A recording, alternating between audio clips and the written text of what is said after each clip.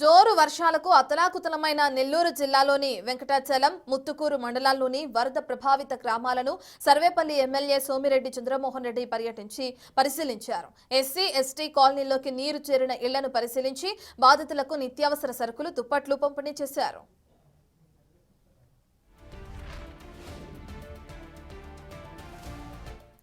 భారీ వర్షాల వల్ల తిరుపతి, నెల్లూరు జిల్లాల్లో వేల ఎకరాల్లో వరి నారుమళ్లు దెబ్బతిని రైతులకు అపార నష్టం వాటిల్లిందని ఎమ్మెల్యే సోమిరెడ్డి తెలిపారు.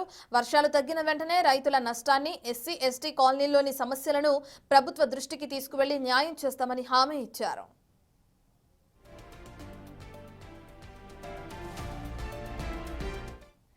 గత వైసీపీ ప్రభుత్వం ఇరిగేషన్ పనులను అడ్డుకోవడాన్ని, 4 కాంట్రాక్టర్లకు 150 కోట్ల రూపాయలు కేటాయించడంలో జరిగిన అవకతవకలను సోమిరెడ్డి తీవ్రంగా విమర్శించారు. ఇక్కడ ఎన్ని వేల ఎకరాల్లో దెబ్బతిన్నదో అంచనాలు వేసి వాళ్ళ గవర్నమెంట్ నుంచి అల్లూరు డిస్ట్రిక్ట్, తిరుపతి, నెల్లూరు జిల్లాలు ప్రధానంగా దెబ్బతిన్నాయి. వాటికి సబ్సిడీ మీదనా లేకపోతే ఉచితంగానా ఎటు చేయాలో గవర్నమెంట్తో మాట్లాడేసేసి ముఖ్యమంత్రి గారితో కూడా మాట్లాడతాము. తప్పకుండా రైతులను ఆదుకునే ప్రయత్నం చేస్తాం.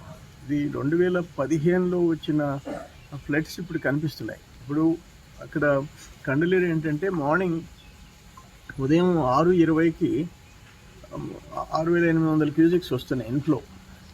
మధ్యాహ్నం మళ్ళీ లేట్ అయ్యేటప్పటికి 11 గంటలకి 28,000 క్యూసెక్స్ ఇన్ఫ్లో. ఇప్పుడు అందుకనే సర్ప్లస్ బియ్యం తీసేస్తున్నారు.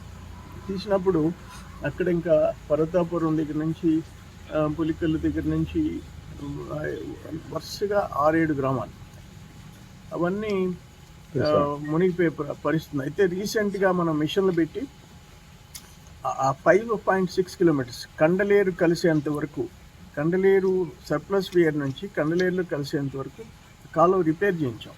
అది 90 చిల్లర కోట్ల రూపాయలతో ఎస్టిమేట్